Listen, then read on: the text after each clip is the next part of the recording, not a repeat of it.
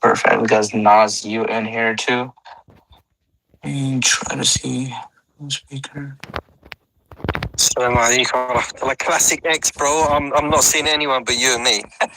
I know that's what I was literally about to say. Like, is Twitter been tweaking for you guys too? Because it's acting really weird. Yeah, it's not right for me either, brother. Interesting. So, can you see, like, there's two other people who just joined. Can you see that? I can see Naz now. All right. And I can see Ian. It's a busy time of year as well, even for me, man. Subhanallah.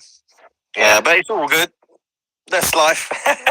Everything takes over, man. You know what I mean? You got ideas, you want to do this, you want to do that, and then all of a sudden, any spare time you got just gets drained. So. No, I agree with you. It's been really busy for me too. Like, but I've been trying to make it work. It's difficult. Bro, you've done a great job. I appreciate everything you do as well, by the way. I really do. Like most of the posts and everything else. Thank you for you guys. You're a gentleman. May God bless you. Appreciate the time, bro. So we definitely have a really good topic because I've been seeing this all over my feed. Everyone's talking about disclosure, how it's probably dead. So I think this is a beautiful topic. We got Lil Moses up. Let me bring him up as well because I've seen him tweet a lot lately as well, posting. So it will be nice to hear from him as well. Yeah, definitely. I will say that where I'm going to come from tonight a little bit about disclosure is part of human history. It's not like, I think the modern process of disclosure is mostly related to people want to see the non-human intelligence and they want to see the craft. That's what they think confirms their existence. It's like, right, we're in a new paradigm now. We've got absolute confirmation that they exist, and therefore we're in we're a completely different mindset as a global humanity. But for the vast majority of human history, human beings have known about these creatures, have been well aware of them, and have stayed away from them and stayed away from their influence. And what we have is multiple instances throughout history where humans have got close to them. And what we'd expect to see when they get close to them is like a jump in techno or architectural jump in technology. And that's what we have, because that's what they always do. They always offer the humans something that other humans don't have to give them the edge over everyone else. And it always ends up being polytheism. It blends from them giving help and showing them how to do certain things to requiring worship and polytheism. And that's what we see historically. So even the idea of disclosure, we can see it. This happened many times throughout human history. Yeah, it's where humans have got close. And a lot of people don't realize that getting close to these things means evil. I know that the countries that are close to them, like the European countries, Britain, America, definitely there's a lot of evidence that Britain is deeply involved in the cover-up and involved in the reverse engineering and so on and so forth. These countries that are doing it have instigated most of the wars in the last 100 years.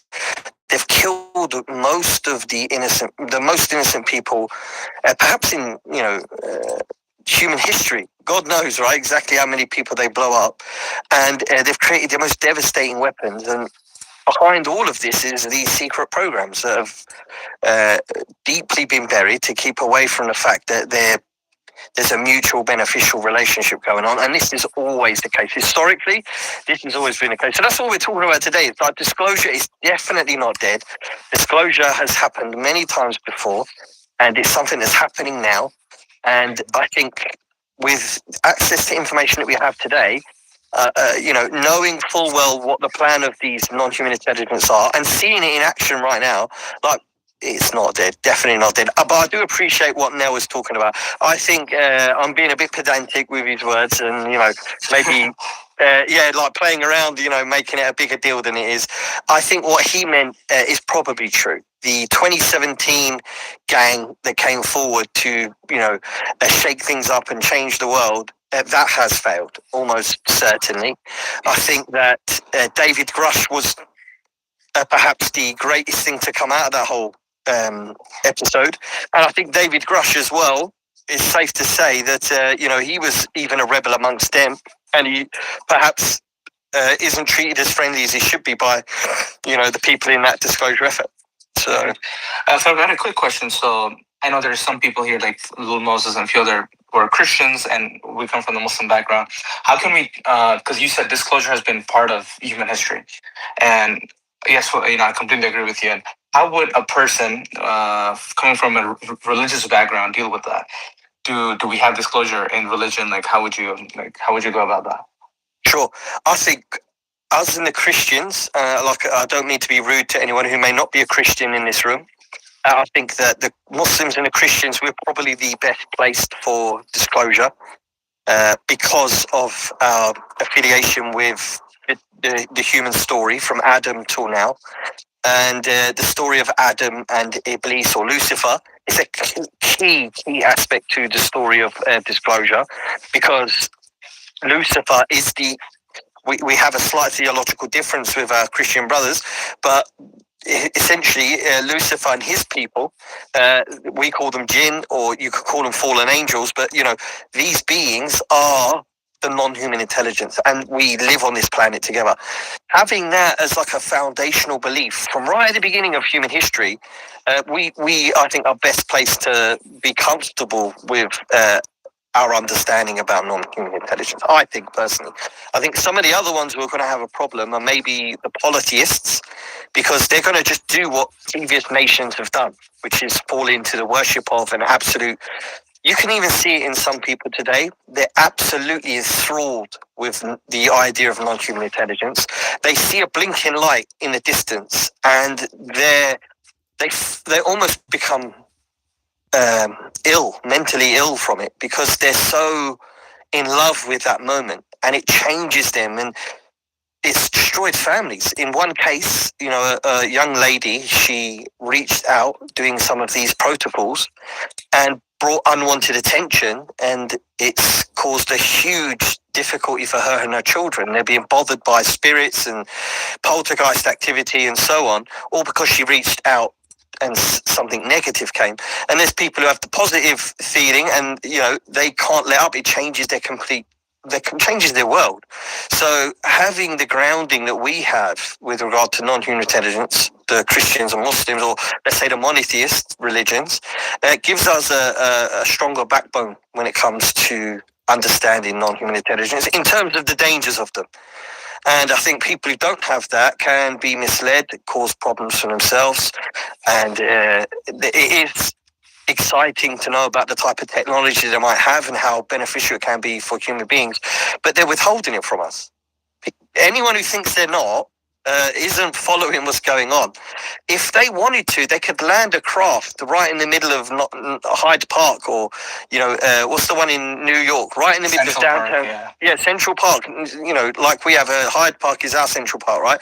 They could land them right in the middle of the day for everybody to see, and hand the keys over and say, "There you go, guys." They don't do that because they don't want to. What it is the classic Pied Piper situation here. We've got these highly advanced craft buzzing around our most sophisticated areas, creating a desire for the warmongers out there who see a technology that means that I could dominate everyone. It's kind of like who remembers Raiders of the Lost Ark? That movie with Indiana Jones, right? And they all become super greedy over the cup. I forgot what it's called. Forgive me. I don't know if little Moses wants to jump in here. Holy Grail. That's it, the Holy Grail, yeah? They all become enthralled with the idea of the Holy Grail, and they have these imaginations, whatever. It's greed that leads them to destroy themselves. And this was happening with these people in these programs. They really do believe they're going to get somewhere, and they're going to get this technology, and they are going to be the dominant force. But in reality, the things they're getting told to do, and this is where it goes into the black magic, the things that is required for them to get close to these creatures, no religious or even normal human being would want to get involved in. Absolutely despicable and disgusting things that would turn your hair grey. And imagine this: a bunch of young American soldiers who want to do good for their countries are deliberately led into wars where they're killing innocent people and being killed themselves, all for no reason other than to fund an investigation into the technology. It's bizarre, isn't it? It is bizarre. Half of the money don't go to the soldiers. It don't go to the people involved. It goes to these black projects who sequester this money for deep analysis, and 80% allegedly of the budget goes to the security of the program to keep it hidden. You know, it's ridiculous. It's a huge waste of money, and all because some strange lights and strange craft were left, creating bamboozling the people on the inside and creating this desire for a technology that makes them the king of the world. It's really crazy. So, and that's also Prophet Solomon. This is where we get into the. I don't know if we want to start now, brother. I don't know how many people in the room, because I am glitching out a little bit here. Imran, I see you there, brother. Assalamu alaikum. Assalam, how's it going? Salam.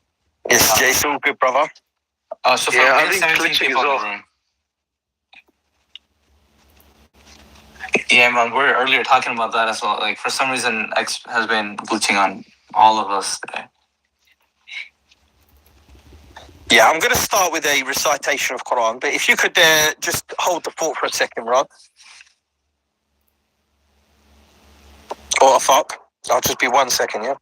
Yeah, for sure. No problem. Yeah. Imran, are you there? Like, can you hear us? Yeah, I think I am. Yes. Yeah. Even on my end, like, hopefully it doesn't shut off. Like, as It's weird. It's been doing it for about a week. But it's an interesting topic. Is disclosure dead? I don't know how far you guys have gotten in. We basically just started. We're discussing about disclosure, and then I think right when you came in, I asked Farouk that question about how would people of religion view disclosure and stuff. So, yeah. And it's definitely an interesting topic, because for the last few days, my feed has been filled with people talking about how disclosure is dead. So yeah, definitely nice to touch. Yeah, look, I think one of the things we have to appreciate is that it was like one big carrot was dangled in front of people. And it's almost like the powers that may be know that, you know, they're not going to get anywhere. So it's almost like an insult in a way, in some regards, when they're like, oh, look, we're giving you an open playing field, you know, get your whistleblowers, get this. And a lot happened. But then they're like, okay, when we want to shut it down, we'll shut it down, and we won't give you it. So it's almost like a power display in some ways by some of these people that, you know, look, you had the opportunity, you tried, you pushed, you know, but there's only so far you're going to get. You're not going to get the official line from an official source. But nevertheless, I think, so in that sense, yeah, for me personally, I think Carl Nell is spot on in some regards. That, yeah, it's over in some sense, in an official sense. But I think there's been a bigger shift that's taken place since 2017. You know, in the worldview of people and the way they see reality and understand the world and the nature of reality and what actually exists. And I think a bigger can of worms has been opened, which they can't close now. You know, people are not going to stop asking questions and seeking the truth. So, and I think this is where these discussions are important to continue them. And also just to remember that, you know, of quote unquote official disclosure by a world government is not the be all and end all of this topic. It's a very small, you know, aspect of the bigger picture, the bigger story that's been going on for a millennium longer. You know, so I think that's where the discussion continues. Sure, okay, so like a 0.5% quote unquote unofficial disclosure may not happen right now. Probably go quiet for another couple of years, maybe a decade or two. But you know, the bigger picture, that still needs to be discussed.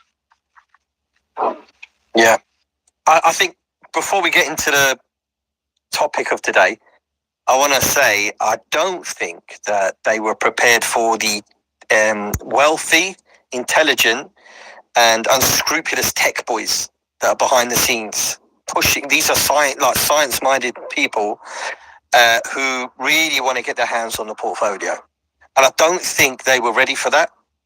This is something that they didn't account for, because these guys, I know we don't really get to see much on the forefront. Like we kind of get little manifestations here and there of, you know, like a little blip of news but if you are in the tech industry, you want your hands on the most advanced tech, and it's not always for the desire of power or control.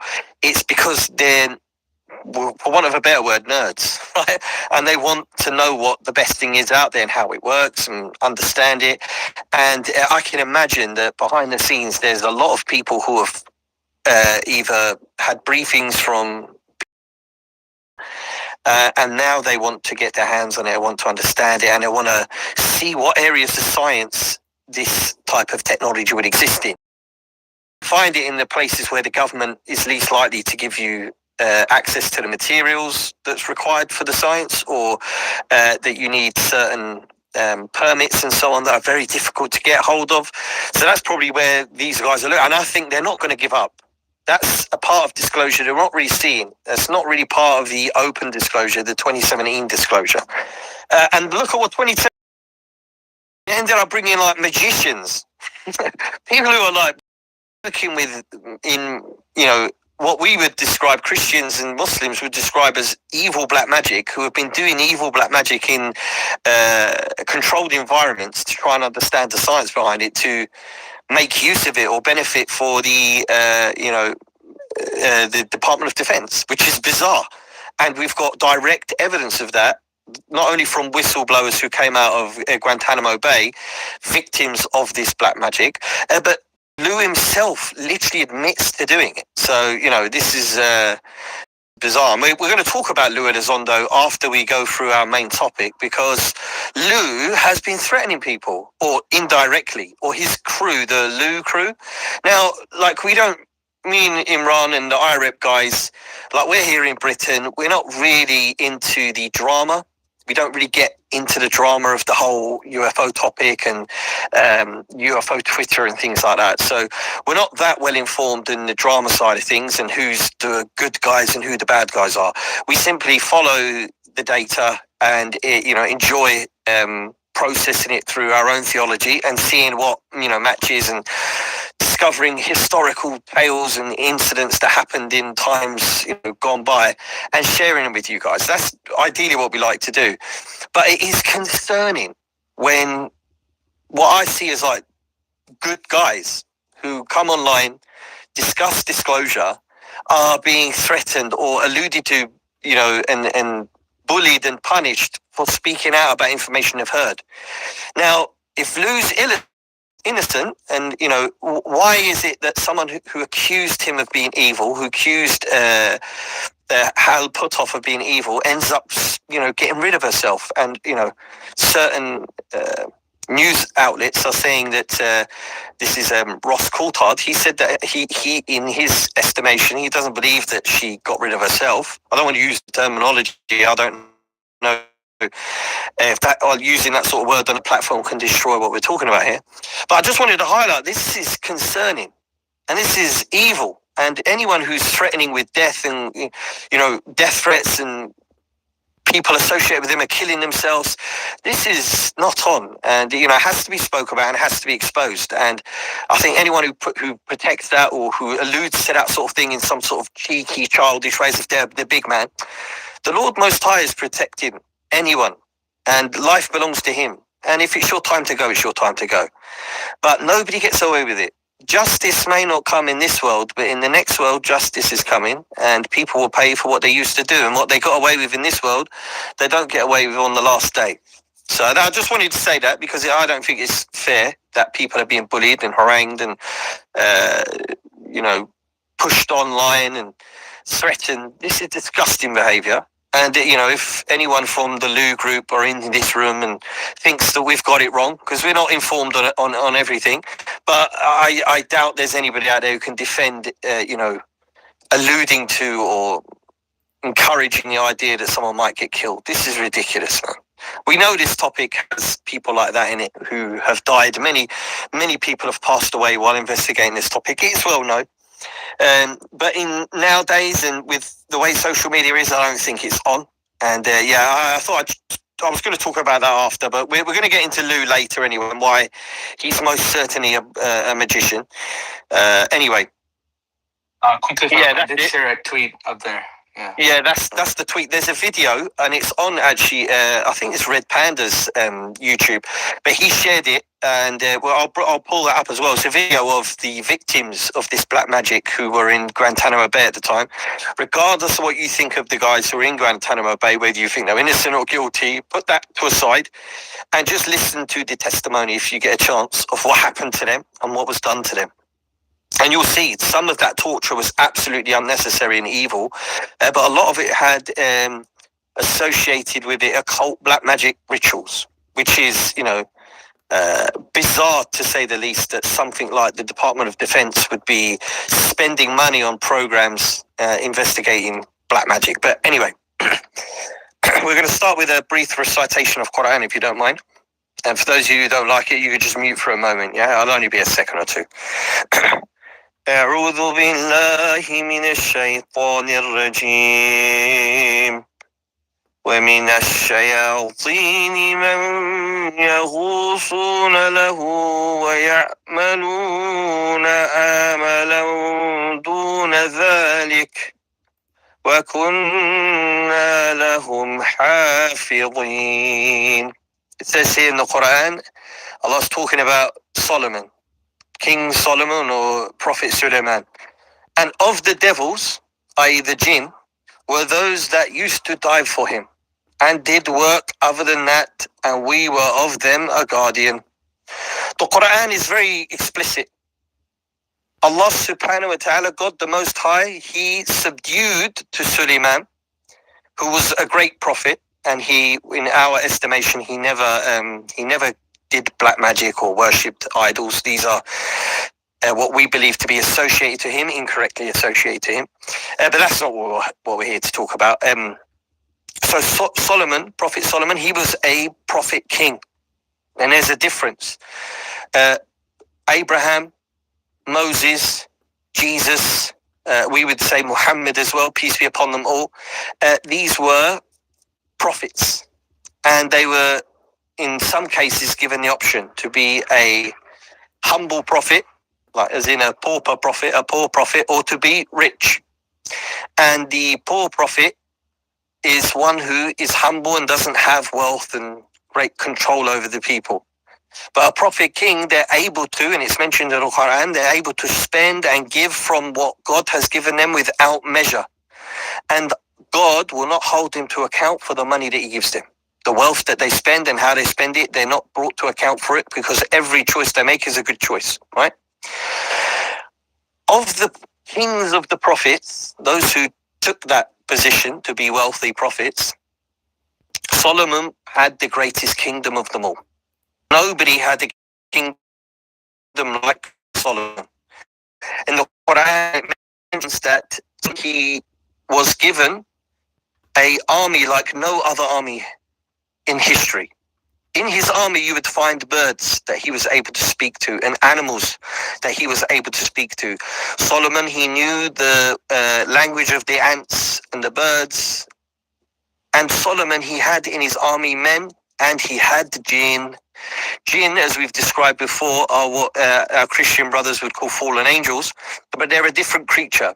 And these creatures are the non-human intelligence of today. Solomon is the only person in human history who had them subdued to him. And as we just read in the Quran there,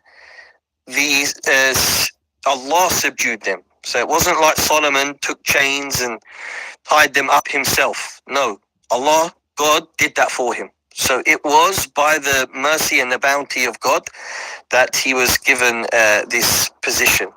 Okay?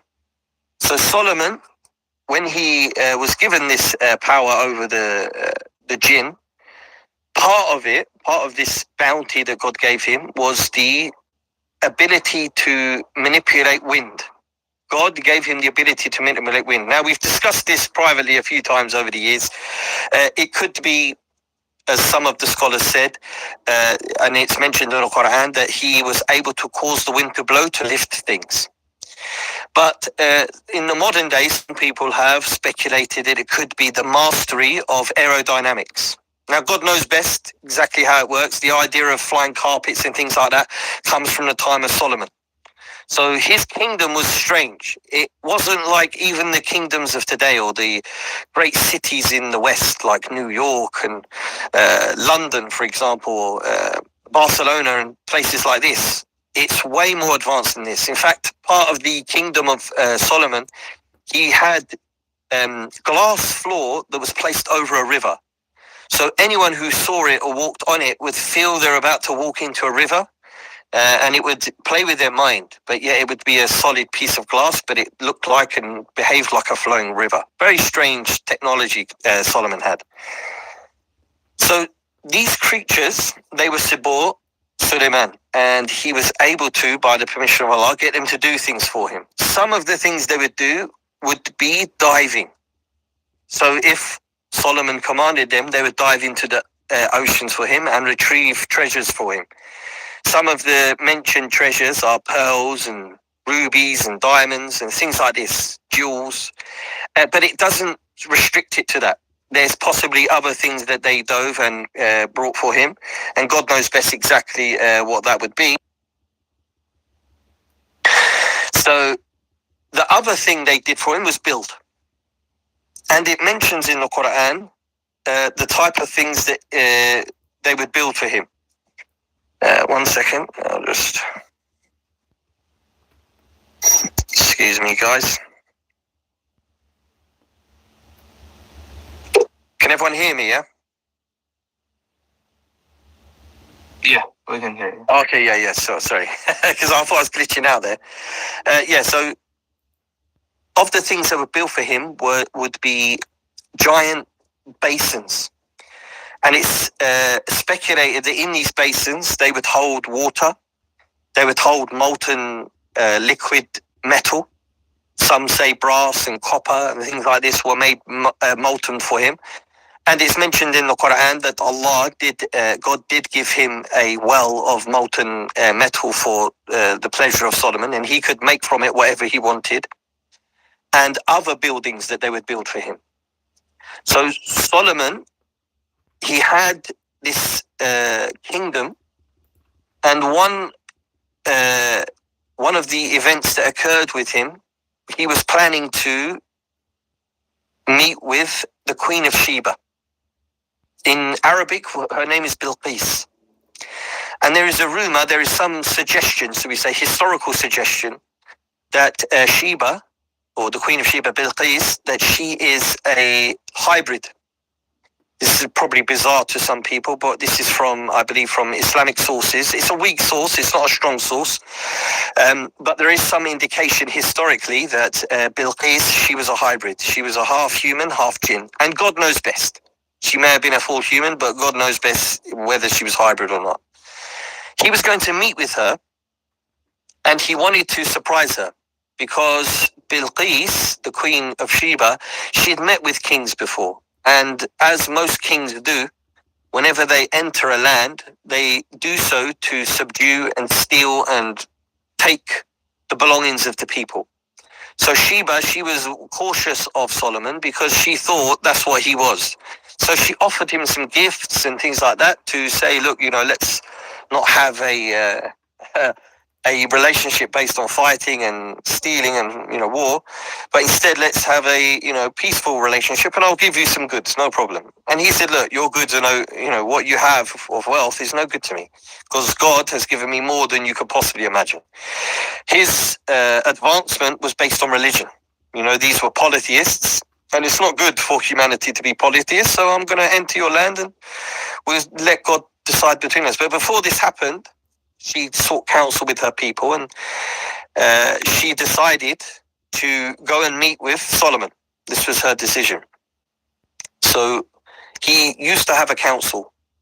Solomon, he would call his people and his advisors, and they would sit down and they would discuss.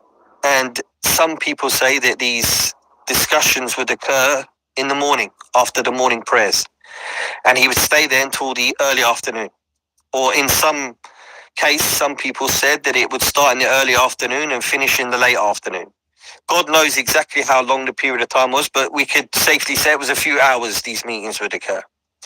So in one of these gatherings, he had with him the animals, the birds, and the lions, tigers, you name it, the human beings, soldiers, foot soldiers, and he had the jinn, the non-human intelligence were there. And he asked them a very bizarre question.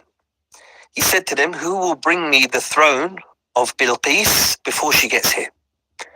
He wanted to surprise her because legend has it that her throne was beautiful. And it was a very elaborate gold throne made with rubies, diamonds. And you can see in the time of Solomon, a lot of people were respected because of their wealth and their kingdom.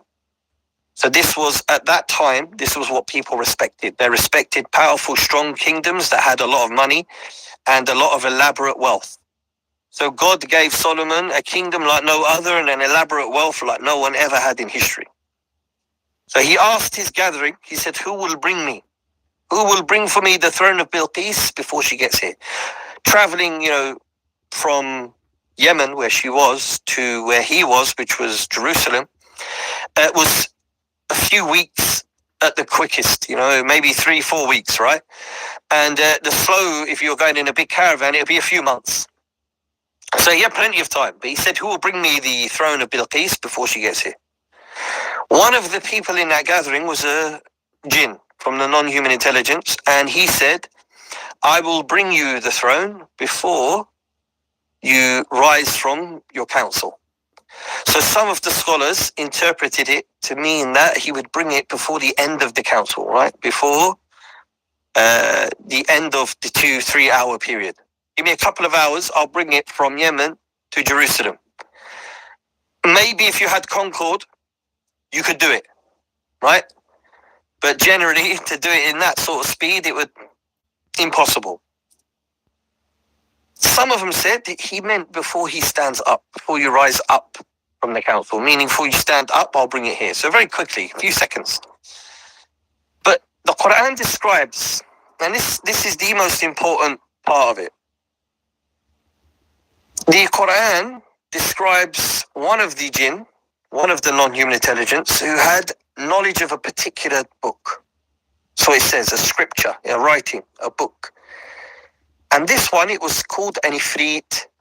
Many of you have played Final Fantasy VII and things like that. When you used to get a summon, you would get this fire-breathing summon. It was called an Ifrit. There's a lot of associated mythology with the Ifrit. But what it means in Arabic, it means expert.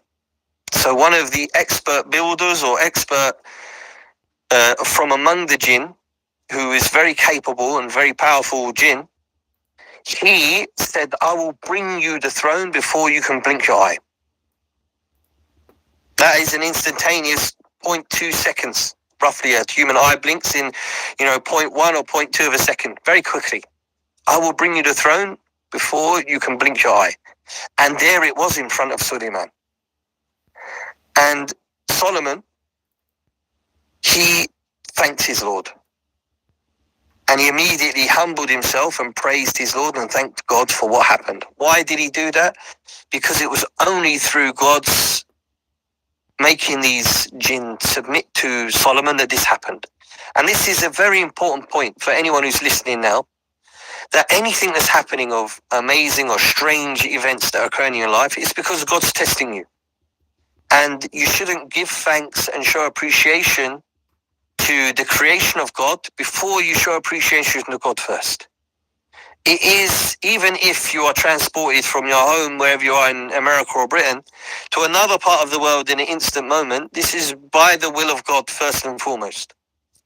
So if it's something like this happens, we must recognize where true power and authority comes from, Allah. It comes from God first. And this is what Solomon did. He immediately recognized that this strange and momentous moment of instantaneous teleportation happened by the will of God. The second thing we learn from this is that the one with knowledge is not like the one without knowledge. The jinn, they are like us, and they have variations in capabilities and knowledge.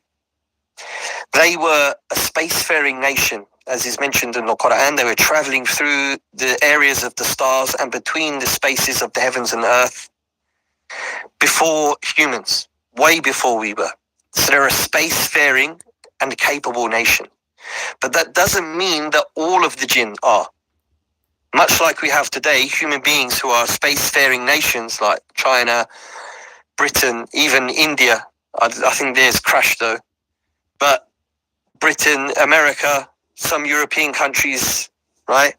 But then you have other nations who have nothing and never had anybody go up into space, and they don't even have the capability or knowledge or know-how to send an aeroplane, let alone a rocket. In fact, there's some people who nations have sequestered under international law that nobody's allowed to go visit them, like North Sentinel Island. And whenever they encounter a drone or something like that, they spear them out of the sky. So we have right now on planet Earth, hunter-gatherers and spacefaring human beings. So to have such a difference among the jinn is not a problem. This wouldn't be a surprise. And that's why in this verse we just discussed, we see that one who had an ability, he said, I'll bring it in a few hours. Give me a few hours, man. I'll bring you the throne. No danger. Solid gold throne, made gold and rubies, very heavy. But give me a couple of hours, I'll bring it. No danger. But then one who had knowledge, instantaneous travel from one spot to another. This moment in history is huge. So great, in fact, that God sent it in the Quran. He mentioned it in the last revelation as we believe it to be. I know some people disagree, that's fine. But it's a momentous moment, and it was preserved in this book because it has a place in the time that we live today.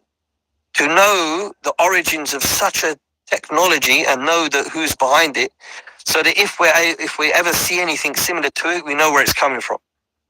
And people who are part of the disclosure movement, people who have come forward from these programs, and people who have been witness to, have described exactly the same technology.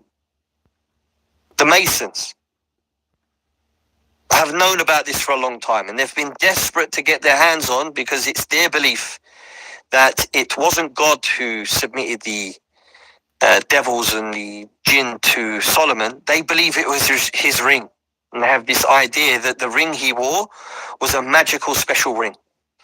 And that if they can get their hands on it, that they would be able to do the same thing as Solomon. And that's why you find them in all of these programs. That's why you find their insignia in all of the, let's say, the intelligence or defense apparatus. When they create these insignias, they're all to do with magic and referencing polytheism, because they believe that these creatures have the power to do what they did for Prophet Solomon for them. That's what they believe. And they think that if we can get our hands on the Ring of Solomon, they did many years ago. They tried during the Crusades to get their hands on it. And I think it was one of the popes, I always forget his name, he accused them of sorcery and black magic, and he had them executed. Many of them were killed because of their disbelief and their attempts to contact the spirits so that they could have the same kingdom of Solomon. Understanding that this pivotal moment in human history was way beyond disclosure. We're talking about actual interaction with Prophet Solomon and these creatures, and them doing the bidding of mankind in that time. It was momentous, and some of their archaeology still exists today. And some people have said we've found some evidence of the place of Solomon where he was. They call it a temple, but I wouldn't use that terminology. But Solomon and his kingdom has been sought after by all of these programs for a very long time. Anyone who reads about this would want to have the capabilities that Solomon had, to be able to use the wind to travel. And if we accept, what is probably the more correct understanding is that he was able to command the wind to do what he willed. So if you wanted, he could have it lift you and carry you to places. How? By the permission of God. This isn't, I don't believe, a technology. But what this Ifrit had was a knowledge, because God separated it from a miracle. Rather, God said it was an Ifrit who had knowledge of a book. So this is something that is repeatable. It wasn't something that human beings do, but it's something repeatable in the world of the jinn. This is something that they can do. And they're using this type of technology, they're using this type of knowledge to mislead and misguide our people. Now, the advanced tech side of it, if we accept this story, because I know some people aren't going to believe it, but if we accept the story of Prophet Solomon, peace be upon him, and that this knowledge that they had was able to transport things instantaneously across the world, this type of technology is about as advanced as it gets. I mean, to travel has always been an issue for mankind. In fact, for the vast majority of human history, traveling has always been a huge problem. If you wanted to go a few 100 miles, you needed to pack for weeks, especially if children.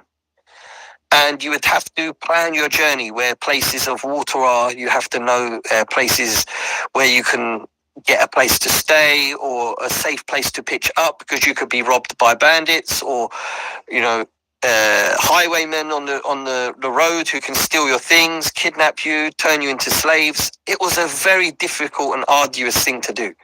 So a lot of people didn't travel. But to have an ability to move from one spot to another instantaneously, this is a huge, huge thing. And anyone who can have access to this would be above everybody else, more powerful, more capable than everybody else. If you worked or knew of a technology like this, this would be your life's work. You would spend, decades in researching and trying to understand to get to the bottom of it. And if you were getting somewhere and a creature showed itself to you, a shadow creature or small grey looking creature or a blonde-haired, blue-eyed, light-skinned creature showed itself, or even you heard a voice in the room or in your head telling you that you should take this animal or take that animal, or you should do this to this person, or you should do that to a child, or whatever it might be, and it will help you advance your project, most, I think, in this room wouldn't do it. But when your life's work, when your whole goal is to become the greatest or be the best, a lot of people sacrifice. They'll do what it takes. They're evil. They're desperate. They want wealth. They want fame. They want fortune. Many, many stars and singers and rock stars, people like that, have said that they have sold their souls to the devil. We've seen pop stars who have rooms in their houses dedicated to sacrifice to idols so that their music performs well. We've heard a lot of people being accused of black magic in the music and entertainment industry in order to make record sales and movie sales do better. Even in science, we saw recently, I think it was Red Panda, he shared the famous video of CERN. And I remember when that came out years ago, like a decade ago, 10 years ago plus.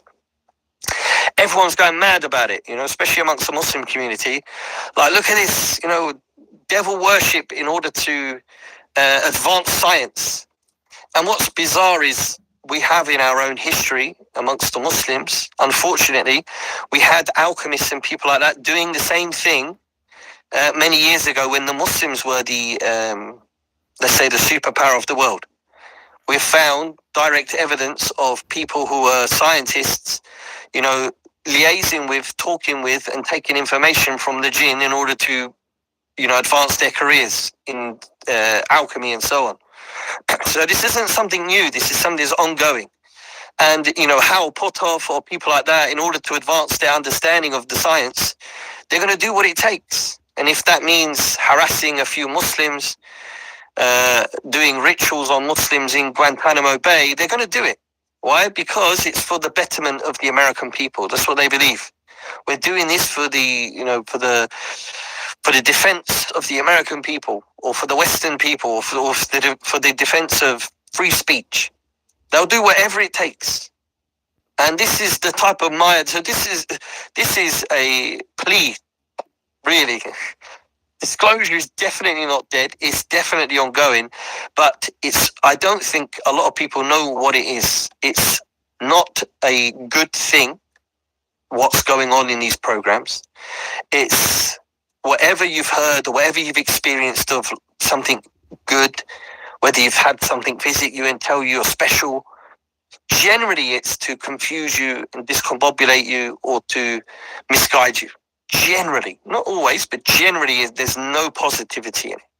It's a negative thing. Why? Because they want control of mankind and they want to make mankind do things that we weren't created for. We weren't created to do these things. We weren't created to harm one another. A lot of people are going to say, you know, a Muslim saying about killing and harming people's wrong, you know, it's going to surprise them because there's been a huge effort to make people think we want to murder everybody. It's not the case, yeah? I know it's not the time to discuss it here, but definitely not the case. Just like every nation in the world has rules of engagement, when you're dealing with a particular sick people, like I'd say, for example, terrorism, certain terrorist groups, you have to deal with them harshly. And in rules of engagement of Islam, if somebody can't be spoken to and there's no peace to be made, you know, you have to just get rid of them. And sometimes people take these laws of rules of engagement and they present them to the people like it's, you know, standard fare that, like, not just soldiers, just anyone could just go around killing non-Muslims. This is not the case, but yeah, I don't want to get into that right now. But going back to the black magic type of thing, this is why I wanted to bring Lou Elizondo in and Trump as well. Trump has called himself the magic man many times. He's had some very serious, well-known sorceress talking about him being a magician, a powerful magician. He has the byproduct of what a magician would have, someone who's very, very, what's the right word? Charismatic. He has a lot of charisma.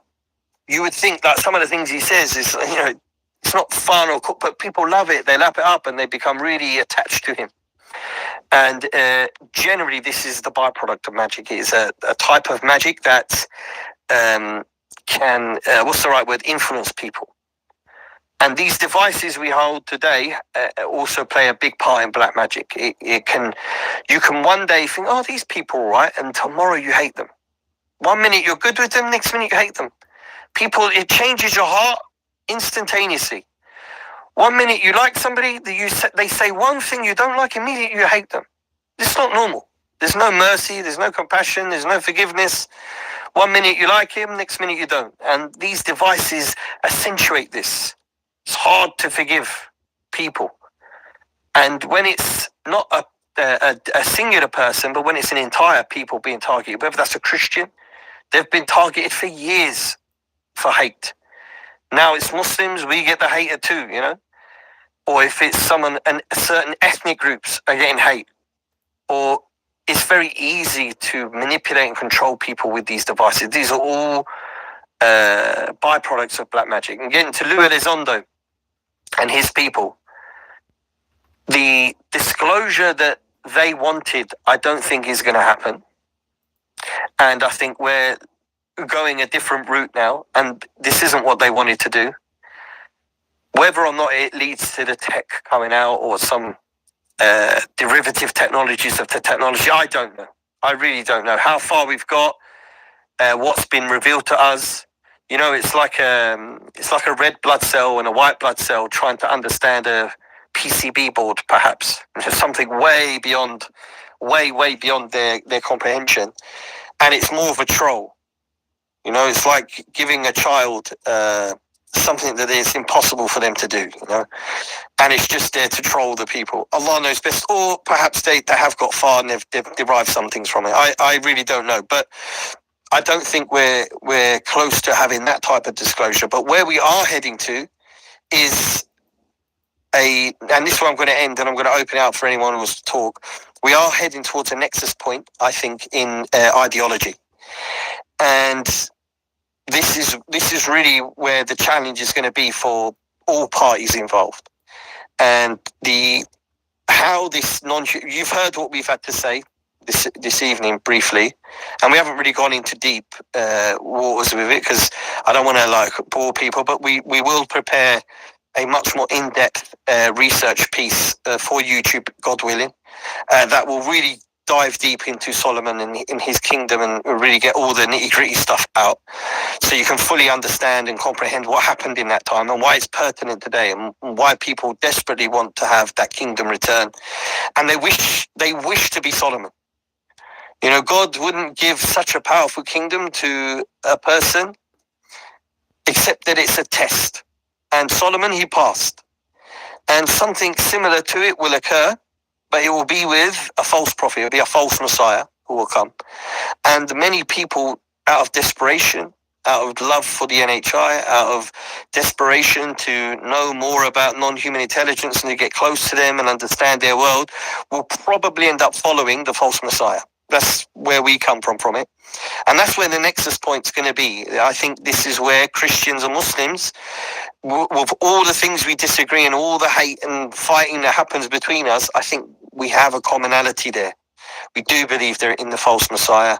We do believe that Adam is the father of humanity and that we aren't some genetically modified apes. And I hope, and I bring this up pretty much every space, but that's why I hope that we have, you know, not, I know there's apologists out there who constantly bickering and fighting between one another, between the Muslims and the Christians.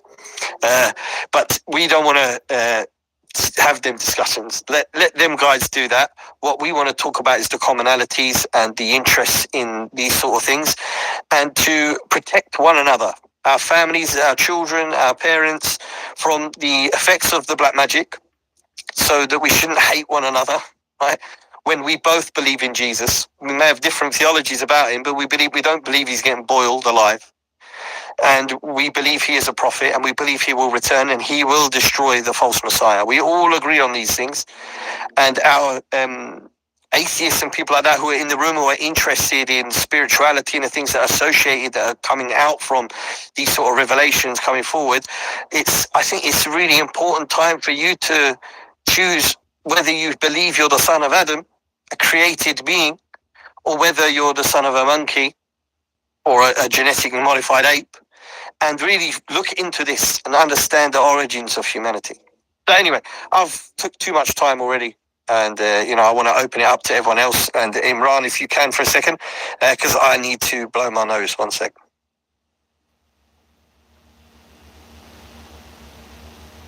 Sorry about that. Yeah, go on, Afaq.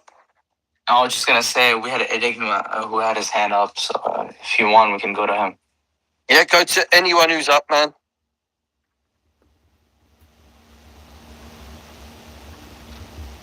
Enigma, I don't know if you're there, but I saw your hand was up. I misheard you. Hey guys. Yeah, I pretty much sort of agree. I mean, obviously, I'm a Catholic, so I do believe in evolution, but I also believe in the supernatural at the same time, so I don't think they're contradictory.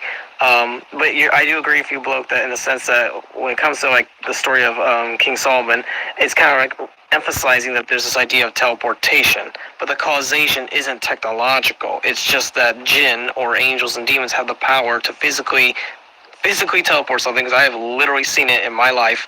A little wooden ball teleport in my classroom at Iowa State University. When my Muslim friend called me up and said, dude, there's something in this room, get over here. I don't know what the hell it is, and he got freaked out. And we literally saw one of our model pieces being teleported around in that room from point A to point B. And I have a video about this. He was scared. He didn't want to be on video, but he's originally from Iran. He's American citizen now, but he's not a strong practicing Muslim, but it really opened up his eyes. He's like, damn, there's something freaky here. He's still a little bit in denial, but yeah, this stuff it's on video for the first time ever, because technology just merged in the past 100 years, basically, or less than that, for video cameras. So we are now detecting the phenomenon for the first time ever that we can capture. The problem is, AI, and there's the trust factor and all that. So ultimately, it's going to come down to the state to prove it, because that's where institutions generally follow the state, the king.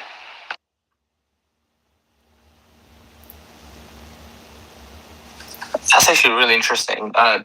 You need to post that video. More people need to watch that. I'm definitely interested. Yeah, it's on here, so we can watch it. Or send it privately. I don't mind. Yeah, I'll take it anyway. Yeah, either here or privately, whatever you want. But do you have any other questions? I wanted to just go off what you said. From our perspective, the Ifrit, the particular type of jinn, the expert jinn, it said in the Quran, it says that he had knowledge of the book. That's what it actually says. And in the Arabic, that can generally it refers to a revelation. If you read the Quran, whenever it says Al-Kitab, it's talking about a revealed book or revealed knowledge, generally. But it can just be talking about scripture, writing. And some of the scholars in the past, they did speculate on what it means. And one particular scholar, he said that it is the completion of mathematics and science. He said that's what that book is referring to. It's a book that has complete knowledge of maths and science and how it works together. That's just their speculation. But from what we understand, it is a knowledge. And one could argue that that knowledge leads to the ability. So it's a knowledge that allows them to, like, not all of the jinn have it, because it's a type of knowledge or an expertise that this jinn had in manipulating in such a way. So God knows best, but technology wouldn't be a stretch because it's a type of knowledge. But I get what you're saying. Like I don't think it's an intrinsic ability of that jinn. It was one who had knowledge of a book that gave him that ability, if that makes sense. Well, I think all jinn probably have that ability to some degree or level. It's not that they're, because I think all poltergeist activities that I've seen in videos from paranormal YouTubers, they're showing, these ghosts or demons or whatever, they have the power to teleport objects. So the question is, what's the extent of that power? Can they just teleport something that weighs 10 pounds or 100 pounds, like in the case of the Throne of Shiva? Yeah, that's very heavy. So it's emphasizing, I know the channel Merciful Servant, he's saying they're emphasizing their ability, what their nature is and their capabilities, but not all, they're not all powerful like, Allah or God. They can't teleport the moon away. It would be complete chaos. They can't do that. So they are limited in their powers. Yeah. Yeah, if Merciful Servant said all jinn, I would disagree, because otherwise it would have been any jinn could have just said, oh, we'll bring you the throne instantly. One said, I'll bring it to you in a few hours. And then the one who had the knowledge. I think he said, he kind of implied that there's like a hierarchy. Not all jinn are equal in their power. So, yeah, they do have an identity, I guess. Because one example, there was a case in the UK, I know, some scientists was trying to capture the poltergeist phenomenon, and he was actually from a university. I forgot the name of the documentary, but it didn't turn out well in the 80s. His students went crazy. He went into a mental institution. It was a bad case. But he was trying to capture the poltergeist or ghost, and he noticed it on a thermal infrared camera. He could see the aura of the entity, and the aura of the entity was expanding and shrinking, and it could shrink down to a small object or expand, and it can get to bigger objects. But the question is, like, it does seem to take up space. These jinn or spirits, they do have a sense of space and time, but they're not like God, obviously. No, absolutely not. That's why I was saying that knowledge separates them like it does us. So some of us have knowledge of how to build cars and planes and rockets, and some of us don't. Some of us have basic knowledge of maths. Some of us have very advanced knowledge of maths. Some of us are physicists, and some of us are, train drivers or builders. And each person having their own sort of branch of knowledge that they know. But there's a huge difference between some nations purely based on advancements in material science and technology. And one could argue that some of these jumps that we've seen in the past is indicative of, the jinn interference, which is what we would argue, specifically historically, because a lot of these advanced nations that existed in the past, and this is essentially the jinn hypothesis, that if these jinn exist, then we should be able to see historical evidence of archaeological findings that indicate not just architectural jumps, but jumps in understanding, and definitely an associated polytheism and mythology associated with it. You would also expect to see hybridization of drawings and pictures of, bipedal dogs and birds and such, because these are all inferred from the knowledge that we have about the jinn, that they are sometimes look like cats or dogs or bipedal humanoid looking things that come from the sky. These are the type of things you'd expect and associate with these historical jumps in archaeological evidence, whether it's architectural or other types of technology that advanced those human beings in those days. And that's what we see in America. We see this huge jump following the crashes and the work towards the the nuclear power and nuclear bombs and so on. And Britain and America, we both had these sort of huge jumps in those times. I think it was one of our scientists created I always forget the name of it, but it's basically the technology that led to the sonar and radar. And we shared that with America. America shared what they knew, what was going on. But these jumps were happening in these programs, and some people have said that this information was given to them, or not given, they call it download and other names for it, but either way, it was a type of knowledge that gave them the jump. And this is generally what you see when jinn interfere with human beings, these huge, disproportionate jumps between humanity.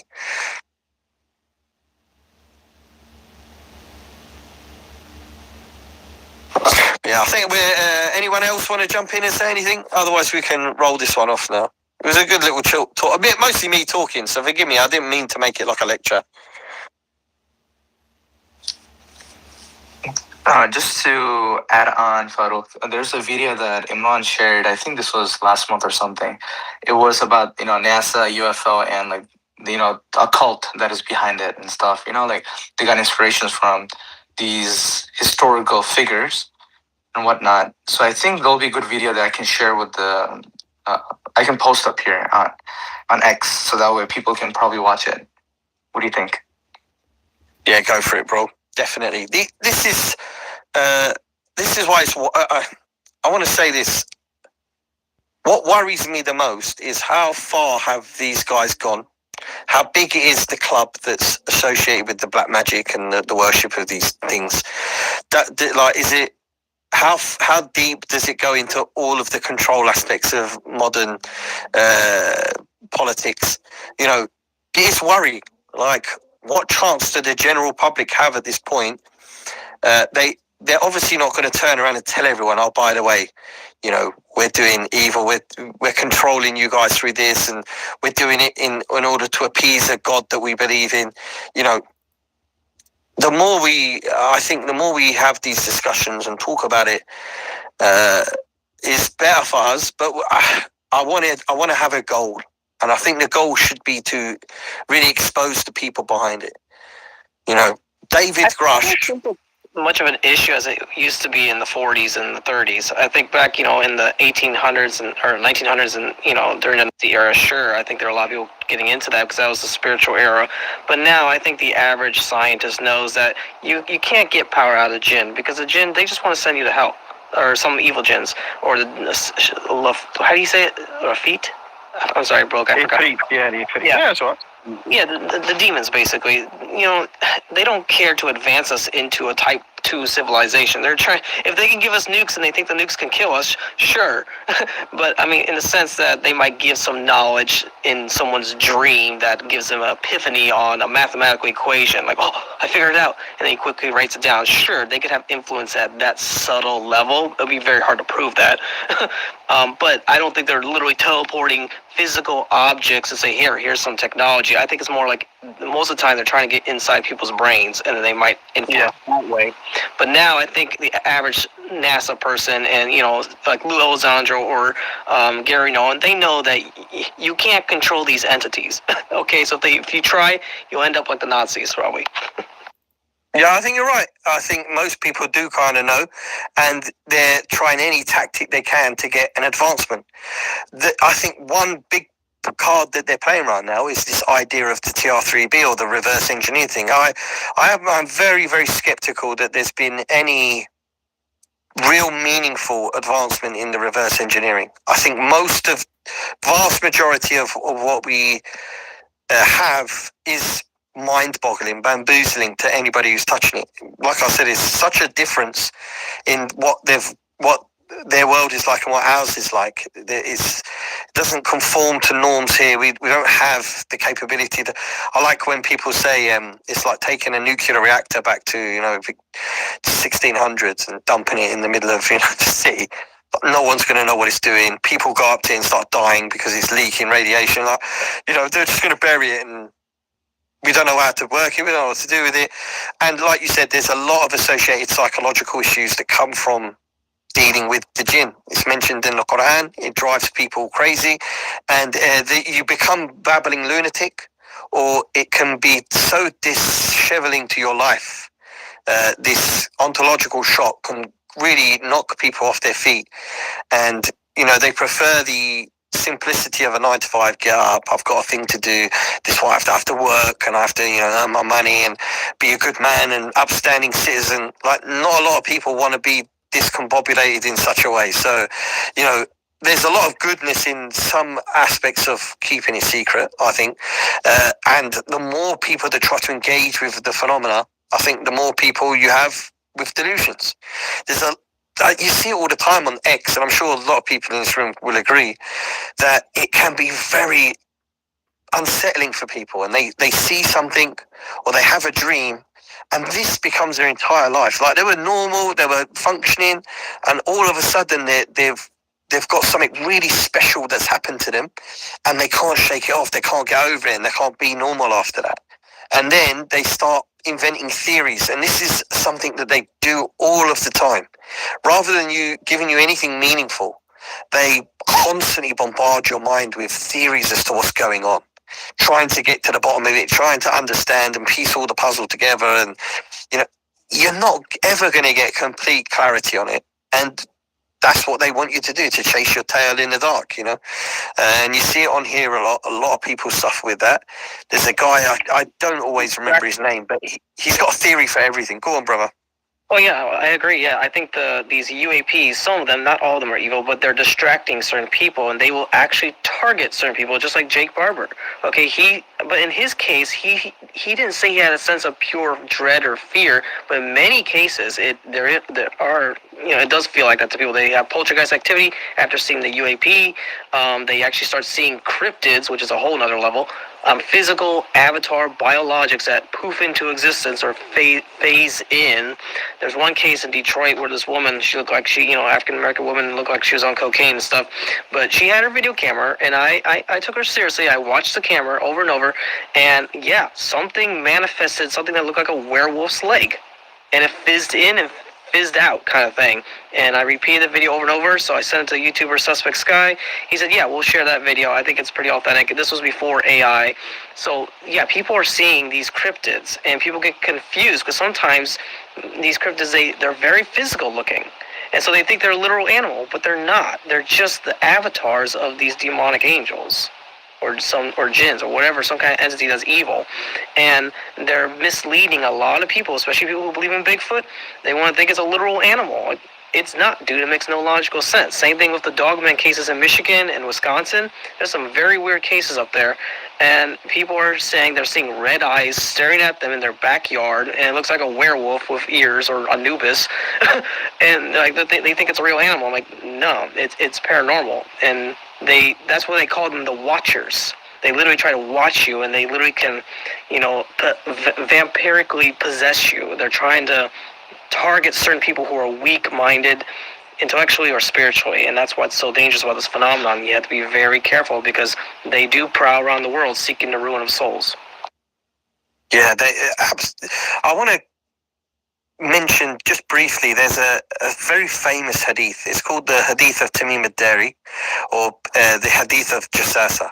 What happened was, it was a Christian guy who later became Muslim, but at the time this occurred, this event, he was a Christian. He said, we were on a boat, and this was in the time of the Prophet, peace be upon him, 1400 years ago. And he said, we're on a boat, and a tempest hit the sea, and we became disorientated because it was a powerful storm. And when we came to, like in the morning, and we was floating, and we landed on an island. And when they got to the island, this beast, and he said it was a huge beast covered in hair from front to back. and he said we could scarcely tell its front from its back. It was that hairy. So it's a hair front all over, and many people in the modern days have associated with it being a Bigfoot because it sounds and described similar to what the Bigfoot was. Anyway, this Jasasa, it spoke to him, to the people there who landed on the beach, and they said, there's someone waiting to meet you. And they were led on this beach to what looked like a monastery on the beach. And they went inside, and there was this huge human who was chained up. And they allegedly met with the false Messiah who will come at the end of times. And he asked them a few questions, and he gave them a few things. And when he returned, when they got back in their boat and they ended up returning back to Medina, they met with the Prophet, peace be upon him, and they spoke to him, because part of what this false Messiah said was, right now there's a prophet who's visiting, his name is Muhammad, and he's in this area. And they went and visited him, and they spoke to him, and they ended up embracing Islam. But the point being is that the word Jasasa means spy. In the Arabic, it means a watcher, if you like, a spyer, something spying on you. And most of the scholars of Islam, they declare it to be a title, much like Ifrit is a title for a jinn. Jasasa is a title of a jinn. So more than it being a type of jinn, it's a title of a jinn. But these jinn, they watch human beings. They're like a police force, like the CIA or MI5, who are monitoring the people. And it's generally those who will follow you around. And they will freak you out, spook you, scare you, especially if you're in this topic and you're researching them and you're onto them, if you like. They will watch you and they'll follow you around. And that's mostly what people call the hitchhiker effect as well, is a manifestation of the jinn who follow and watch and monitor the people and basically it's like a intelligence gathering on human beings. Very bizarre, and it's they have a society like we do, so they are organized. They have an agenda, and most of the time anything that's interacting with human beings is not a good thing. There's those who don't care, who don't bother with and stay well away from humans, and they have wars with one another, they fight one another, they disagree with one another. That's why you can have some who are shot down, who are allowed to be shot down, given permission to be shot down, taken out of the sky. This is something that can happen because they can be killed in the forms that they take, Enigma. You are right in saying that they're not real creatures, meaning they're not they're not born, and in terms of their avatars that they take, they're not a born avatar that's been, grown as a baby and died as a wolf-looking human being. No, they manifest in that form. But when they take those forms, they are vulnerable to the form itself. So if they are a dog or they take the form of a snake, they can be killed in that form and they will die in that form, just like a human being would die. So they take on the vulnerabilities of the forms that they take. Well, yeah, I sort of agree. I don't know if you ever seen the video by the so-called whistleblower. His pseudonym name was Victor. It was a video from the 2000s, and I think it was recorded in the 90s. And he said, these so-called extraterrestrials, they're not concerned about dying, actually, because they can just transform their spirit into another biologic. So that's why that's why it is highly possible when David Grush says we have biologics and they're non-human, he might be literal, because if Allah permits it, they might allow the bodies to linger, in the sense that the demonic angels or whatever, they will die, get shot down, but they're not concerned about getting shot because they can re-teleport or reform a new avatar. Because originally the word avatar didn't mean that you were born from a human and then just grow into, something like, like Jesus kind of. But it was actually just meaning the gods physically coming down into a biological state, a physical state, and then they poof in and they poof out. So it's possible that these entities can leave their biological body, or they can teleport it. So that's what's complicated for the CIA to reveal this, is like, okay, we might have bodies, but we don't know. They might just teleport them later. They might give it to us for 50 years, and all of a sudden, the next, 50 years later, the body's gone. It's out of the chamber. It's just completely gone, because the entity could teleport the body away. I have literally seen that with a video of MQ Ghost Hunter. He's an Australian guy, and he tried to capture this teddy bear, basically, was teleporting around his house. And he put up a live stream for his viewers, and I don't think he's faking it. Some videos he was trying to recreate to see if he could replicate it, and he told us that. And he literally recorded on live stream. This was like around like 1 a.m. in the morning. I finally saw it, and it literally teleported the teddy bear. And then the teddy bear that he just when it teleported, it moved from point A to point B, and he took it and he chopped off a knife and all that and threw it in the trash, and it reformed back to the exact same spot. And everybody on the live stream was pretty freaked out by that. And then he went silent. Like, he's just like, that was the last straw. He's like, okay, I'm not messing with this anymore. It's getting too crazy. And his channel, he just stopped his channel, and nobody knows whatever happened to him.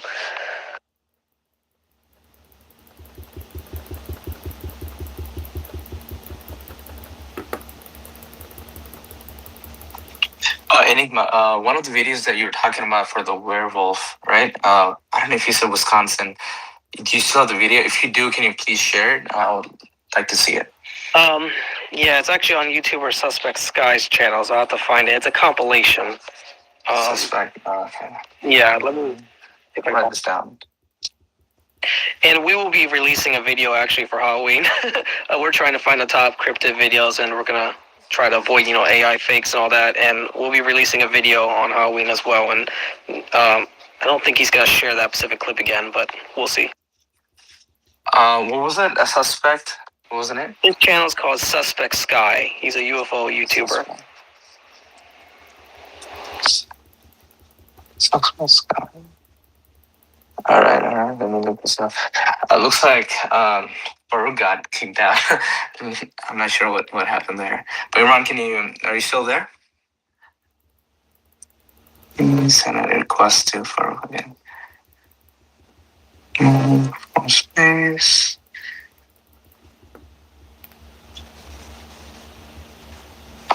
I'll share a video of one of the videos I made for the YouTuber channel Suspect Sky. We'll make this compilation. I'll put it in the bubble here. For sure. Yeah, I'm trying to share this with Baruch. For some reason, he got kicked out. The video is called Sightings of the Spirits, and it's in this video. I don't remember where exactly we put it in, but I see. Oh, you dropped it in the chat up here? Yep, I see. Let me share this with the people up here. So I don't know if people can see it, but I just shared it. I shared a link up here in the spaces. Check this out, guys. Enigma just shared that. So you said do you have a channel as well, or? Yeah, my channel's name Enigma Seeker. The title here, and there's a link on my Twitter. But it's Suspect Sky is the one I made compilations with, and I think we did put a clip from Merciful Servant. Or maybe we did. I can't remember. But we were aware of his channel. Yeah, Merciful Servant. I've seen quite a few of their videos. They're interesting. And the co-host. Yeah. The other thing is, I did recently see. So I was in Wisconsin a few days ago, and that is true. They have a lot of stories because it's slightly more. How would I say? Like, for example, I'm from Chicago, so it's more developed, right? A lot more people are closer. There's big suburbs. Whereas Wisconsin, generally, a lot of those towns, they're very small towns. And a lot of these people have plenty of stories. They have big farmlands, and a lot of them have corns. And they say, for some reason, they have heard noises or they've seen things in these cornfields. So it's quite big, It's very common in Wisconsin. Yeah, I think what's going on is these entities know that in rural areas it's easier to deceive or hide people, but when you're in an urban area, there's more eyeballs, so they have to be more careful on how they manifest. So they default to their normal metallic plasma orbs in the sky as UAPs. And I think both, angels and demons manifest in that default form. But yeah, and there's actually this account that I came across. It's, I think, based in Chicago, and this guy talks about all the lore from the Midwest. And a lot of times he talks about some of the recent events. I've personally never read them in the news, but he says that he has people who reach out to him on weekly, sending images of sightings. I was talking to Farouk about this, I think 2 or 3 weeks ago. They had some major sightings of, it was not a werewolf, it was they were calling it a Mothman. So it kind of looked like a moth, but he had arms, legs, face, just walking around. And apparently, it's not something new. People have been citing this for years. They have very old newspapers, probably like 20, 30-year old or even older, where people have reported these. So, yeah. Yeah, I've heard about the Mothman. There's also like Slender Man. Like, I mean, these demons can manifest in any grotesque form they want. But I think it seems like the good jinn or the angels, they tend to just probably default in their metallic plasma state, or maybe a human body, a physical human body, but very rarely. But I think most cases they're not trying to freak people out. The good ones, they're trying to keep the laws of physics in order. And you know, the crazy part is I've heard some stories of people, even in the Pentagon and these government offices, that have seen these humanoids. I don't know if you can call them humanoids, but they've seen their eyes look slightly different. Or it could be true. I'm not too sure, but what I'm for sure about is they have heavy involvement in like these governments throughout the world. That's for sure. Yeah, I basically say just trust your instinct. You know, if you're seeing a gray alien with black eyes, take the hint. Okay, probably not your good angel. Probably not a Halloween costume. Yeah, like the Stan Romanek case. People used to thought he was faking it, but I think he's an Australian guy. I think his documentary he presented is real because he showed the shadow beings. He showed the flash of light next to his window, which I had once, and then all of a sudden he literally had a small gray cryptid-looking creature in his house. And he's been messing with this stuff too much, and eventually he stopped. He realized this stuff is getting too crazy, and he made a film about it. But it's a Stan Romanek case. I don't think he's faking it. I first thought so, but I dug a little deeper. And yeah, these things can get inside your house if you let them. And you got to close your mind off, because it's one thing to get an orb in the sky. Oh, look at that, it's a UAP. It's another thing that shit happening in your house, as Lou Elizondo said, that he had a case where they started targeting his family. And he's like, okay, that's where he was starting to get paranoid, because the phenomenon knew that he was investigating this, and it was starting to target him. Mm-hmm. Yeah, and not just that. This was last year Halloween. With Halloween, I feel like a lot of Satanists, for them, there's a perfect opportunity to do some rituals and stuff. But what I read this was, I think, last year on Twitter, people were discussing how they noticed their neighbors in their backyards were lighting up fires, and I think with the picture, they're all dressed in red, circling around a fire and stuff, most likely trying to summon like a demon or something, or a craft. I'm not sure what they were trying to do. But I think during Halloween, at least, you can probably come across these things quite more often. Those are just the poser Satanists. The real Satanists, they do it around Easter or the birth of a holy man's day like Muhammad or Abraham. They'll do it actually in the spring to mock Christianity and Islam. I see. Yeah, they do a lot of evil to anything associated with religious significance. They love to mock and do this sort of thing. I saw a video the other day. I don't know what Masonic lodge it was, but they were like doing strange rituals where pretending to die. My grandfather, he's passed away years ago when I was a little baby, really. But allegedly he was in the Masons for a very short period of time, and he had to bare his chest, and they did the old knife thing. If you dishonor your brothers or something like that. Anyway, he left off very quickly because he said they're weirdos, man. And he called them, I wouldn't use the word here on modern day parlance, but he called them like basically they're a bunch of weirdos, man. And he didn't want nothing to do with them because of the weird rituals and the weird sort of belief and insignia and the types of strange sort of systems and rituals there. And this is, as you said though, Enigmas, a lot of it's pageantry. Like, I think the video we saw of them doing this weird, strange stuff, bit camp, bit weird, yeah, is just that it's pageantry. There's nothing to it. It's when you have to bring blood involved, fecal matter involved, desecration of holy things. This is when it gets to the real deal. When you're actually doing something harmful and evil that's significant, and what you're doing is like causing your heart is beating hard because you're doing something sick and evil, and you get the dryness of mouth and there's a change in your physiology. That's when you're doing something disgusting and real and significant in the eyes of these evil creatures. But just, dressing up and bonfires and things like that, there's not much to it. But throwing effigies in, or what they claimed as an effigy was probably a real dead child they threw in there. Things like that, that's when it's getting real. And this is real, where they're showing love and affection towards these creatures. A lot of people suffer with it, man. They're absolutely in love with the non-human intelligence, and they want to be close to them. And it's very, very dangerous, and it leads nowhere good. Go on, little Moses. Yeah, I just want to say, to back up what you were talking about earlier, is that when we do certain rituals or certain things that we do that can open us up to demonic, not just influence, but oppression. And some things may seem innocent, like, for example, Ouija boards.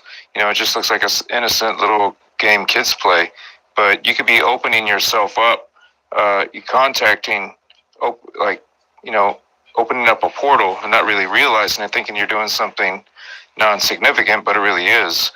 And then from that, you can open up into doing other things like tarot cards. That can open up yourself to demonic activity. And a lot of people think there's nothing to tarot cards, but there's a certain, I wouldn't say religiosity, but it's a spirituality through it, but it's not a divine, like a holy spirituality. It's from the other side, and that can get, can open yourself up to some things that you really wouldn't want to. And these are kind of like the introductory stages into the higher levels of black magic.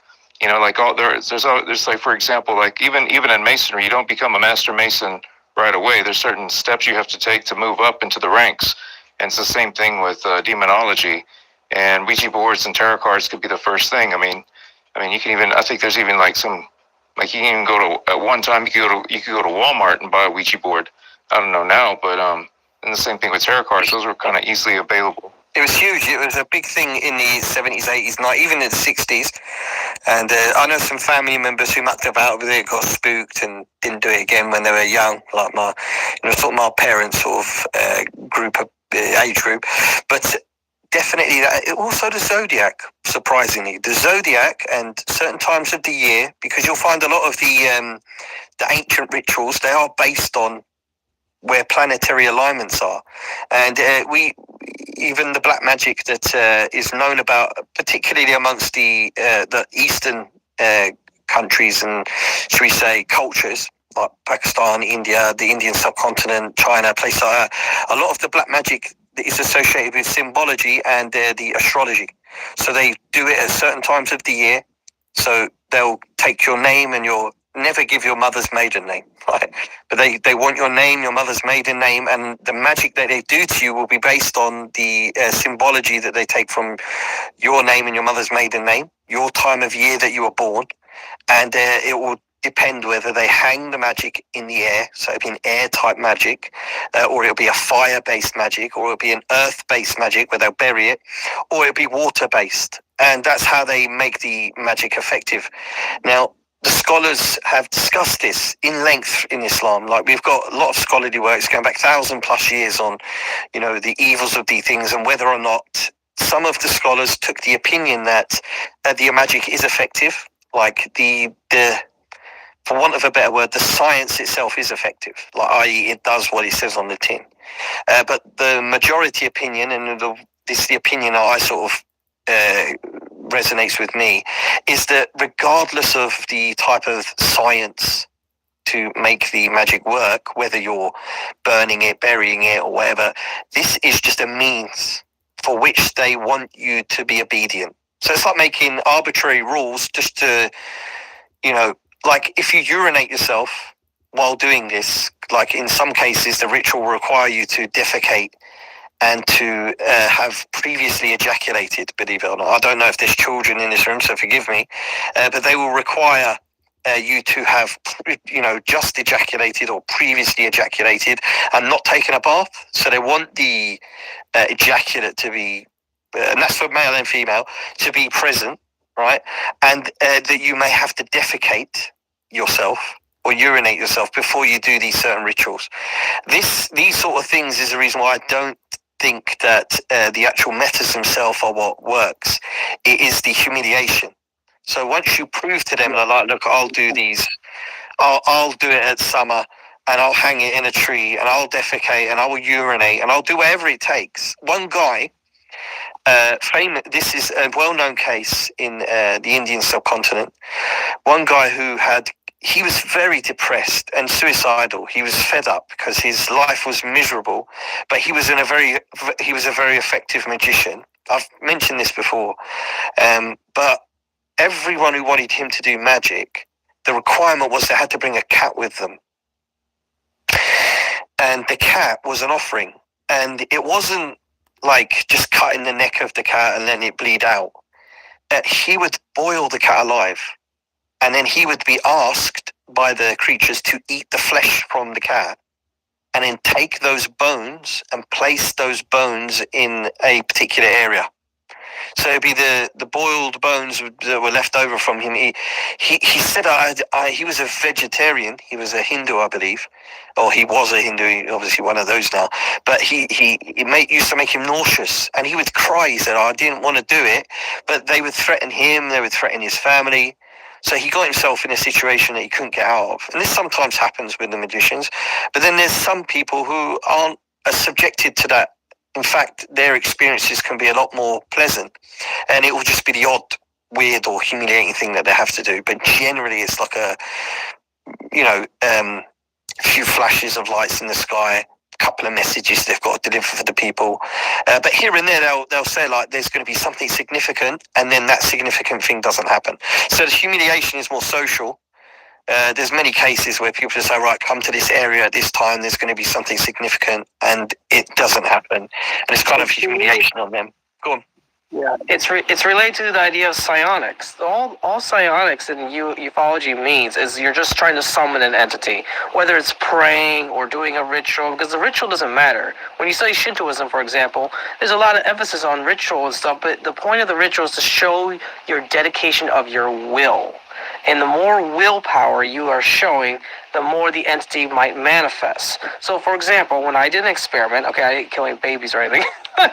I mean, I got a flashlight, and all I did was signal, like Morse code, off and on, and repeated that a couple weekends at night around 10 p.m., and eventually I got something responding back. And it flashed with white light over my house, and then repeatedly I flashed back, and it responded back to me. And it did it 3 times, and once I got the 3rd time, that's what I knew. Okay, there's definitely something here. It's not just a distant lightning or whatever. It was very close. And then it sent a gust of wind. Everything went still, and then the UAP manifested as a big red orb. So I did a ritual. The point was to show my intent or will to summon something. Now, I think it was probably something evil because it was red, and I'm thinking Allah is sending it to be red to emphasize, hey, what does red symbolize? It wasn't white like what I think a few people in the UK, there was a case there, they saw it was a family, and they saw it was white, like the UFO over the Dome of the Rock that manifested in 2011, and they didn't feel a sense of fear. Whereas in my case, I did feel a sense of fear. So you gotta trust your instinct sometimes, and it has nothing to do with the object, like the Ouija board. There's no power in the Ouija board. The power comes from the perception that you think there is some power in the Ouija board, so the entity will manifest because of that cultural perception. It has nothing to do with the board itself having any physical powers. No, it's just latching onto our cultural perception. Because on the planet Venus, maybe 1 billion years ago, they're doing the same thing, but they have their own version of the game. Okay, you could take, for example, the Charlie pencil game. Put 2 pencils on top of each other and see if it can balance, and then see if something can move it. That was a fad, like 15 years ago or whatever it was. And yeah, people probably got something, and others were just faking it. It doesn't matter what the object is; it's the intent of your will and the ritual aspect of it. And that's what I'm talking about. Just because I'm not saying it's the board itself, Enigma. I'm saying that when you do these things, you're giving the rights over to the demons, to the other. That's why I talked about tarot cards. It's not the art itself. The card isn't evil, but by doing these things, like doing a Ouija board, you can actually, that's a way to start a ritual. That's where it begins. That's the point that I'm trying to make. And then when you go, and then when you do, and go ahead. Oh, I was just saying, yeah, I agree. I didn't mean to misunderstand you. Yeah, but I just want to emphasize to Yeah. people that some people might literally think, oh, the board has power. No, it doesn't. No, not at all. No, it's not the board that has power. It's just that us, like you said, Danilo, about the will. When we surrender, when basically it's like, you've heard the analogy about a vampire. They said a vampire is powerless in your own house, but not if you invite him in. If you invite the evil into your house, then it has power over you. But if you, because God respects our free will, and the demons can't do anything to us unless we resign our will over to them.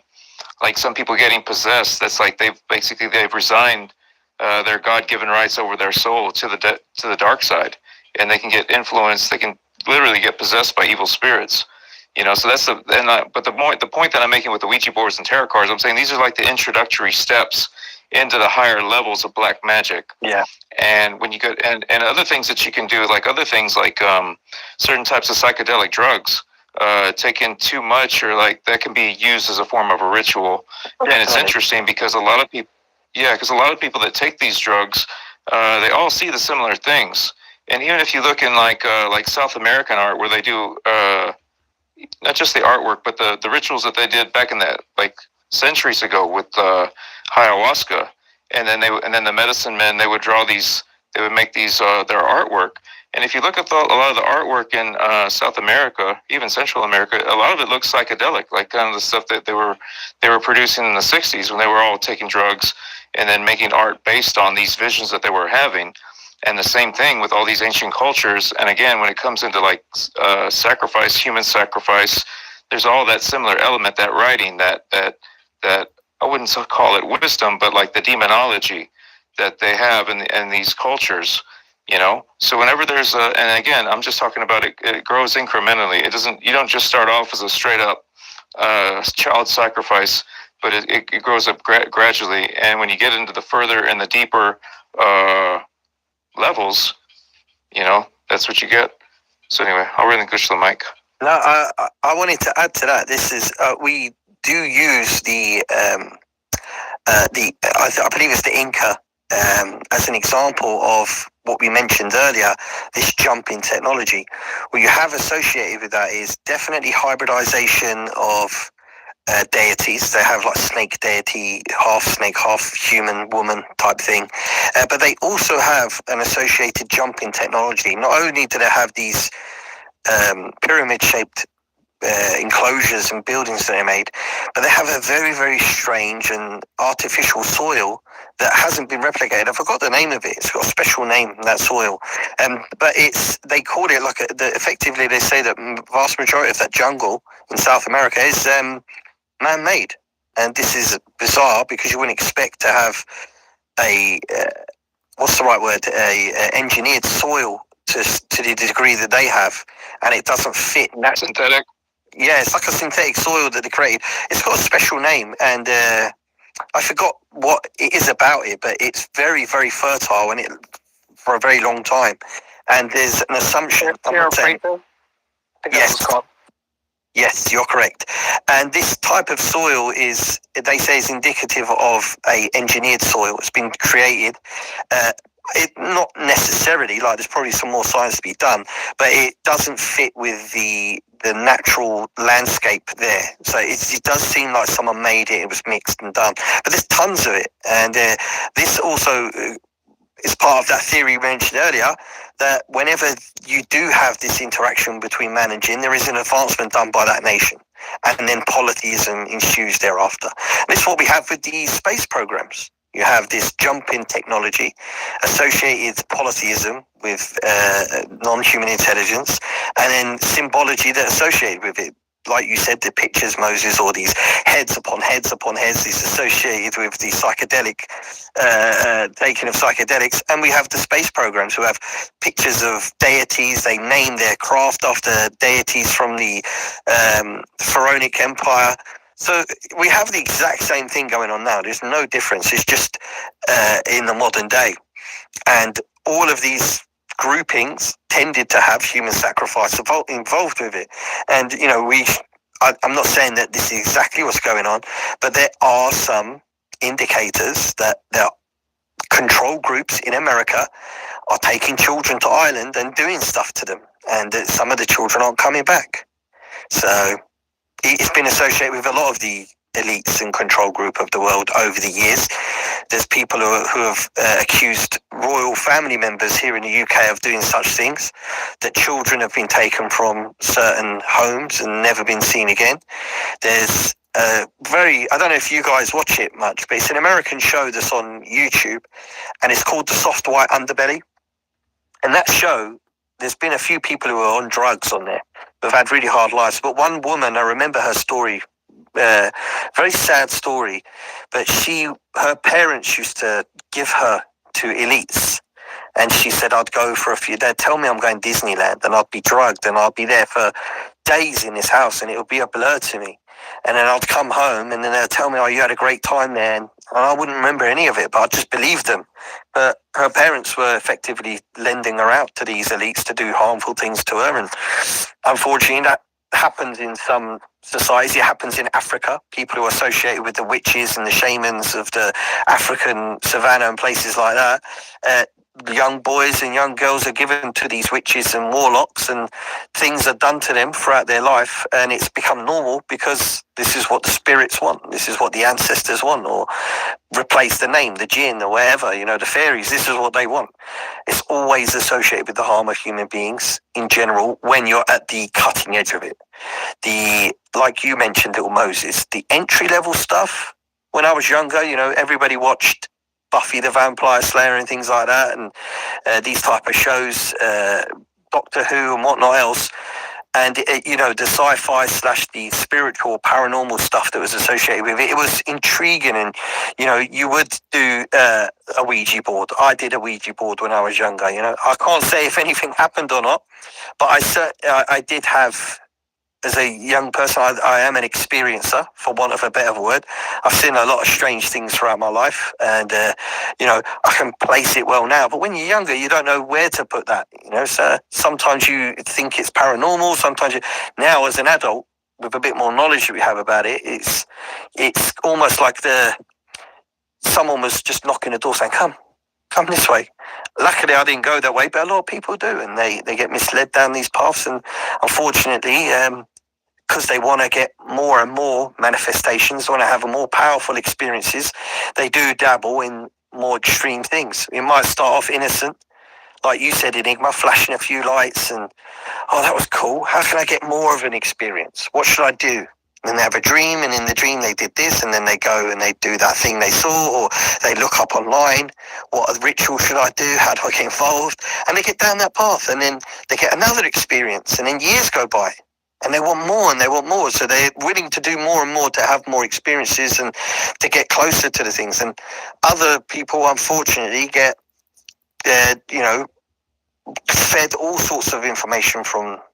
I think Chris Bledsoe, he is a big victim of what's happening to him, and in that position he's in, without having a solid grounding in human history and knowing like how these creatures work and what they do, it's very difficult for someone to see beyond the lady in white, if you like, to see it as something that may not have his best interests at heart.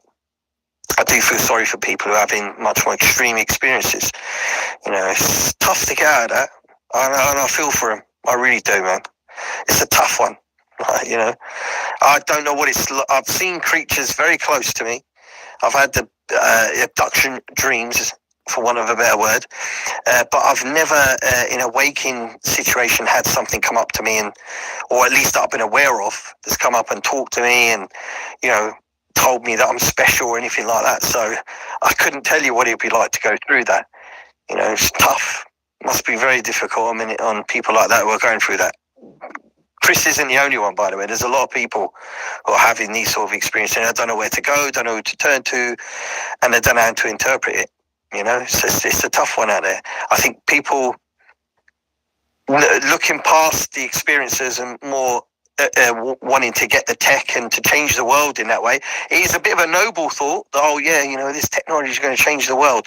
But historically, every nation who had something that changed, quote unquote, the world, like these mobile phones have changed the world, it never led anywhere good. And these mobile phones, we can see, they're not leading to necessarily good things. You can use them for good, but the vast majority of it is causing hatred and pushing people towards fighting and bickering and arguing, which is the underlying intentions of these non-human intelligence. They love fighting, they love war, they love people being killed, and whether it's a cheap thrill or I don't know, but they love to encourage these sort of things. So, this byproduct of the modern era of the non-human intelligence interaction is mobile phones, and these aren't going anywhere good. The previous nation, if we look at the one we just mentioned, the drugs, it led to them killing and sacrificing young children, and their nation's gone. Every nation before who were the big superpower at the time, who was close to these things, are gone. And it's only a matter of time, I think, that the nations of today have their end point. Whether that's with a nuclear deployment or whatnot, I don't know, but it wouldn't surprise me in the least. Yeah, sorry, I'm going on a bit now, aren't I? Anyone else want to say anything else? And Charlie, it's nice to see you in here. Hope you're doing well, and hope family's well and you're feeling good. I am. Thank you for. I'm assuming that you invited me up to speak. I accepted the request, but I've just been kind of listening. Not really sure where I fit in, and how I could contribute to the conversation. But you just actually said something that I think I can contribute a little bit to, and that was the idea that the empires of the past have they've fallen and they're no longer here. And I would like to say that I actually believe that the Roman Empire that came to power during the biblical times is still alive and well, and that it's essentially being run through the Vatican today, and with the power of the papal power, I would say, and its control over nations and decision making. And we can see in that, in the modern Vatican, we can see a lot of the symbology that was involved in their pagan worship thousands of years ago. So essentially, the Roman Empire co-opted the story of Jesus, turned it into a new religion, and bled themselves, for lack of a better term, into having its authority over the Christian religion as its new imperial influence. And But that phenomenon, I guess they're right. Christianity. We see that. I'm sorry? That phenomenon is not intrinsic just to Christianity. We see that phenomenon in Buddhism. I didn't say it was. We see it. Yeah. And then what's your point?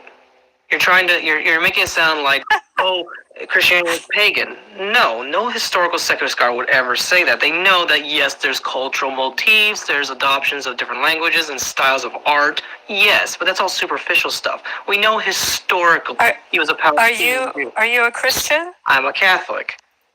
Yes. Okay, so that's why you're so offended by what I'm saying. Absolutely. Okay. So I'm going That's to fine. challenge you. That's fine. Okay. Would you like me to send you sources? I can That's fine. absolutely send you scholarly sources from Muslims and no. Christians. It is quite all okay. right. I think that it would be better for you to hold Back those up the scholar sources. or something.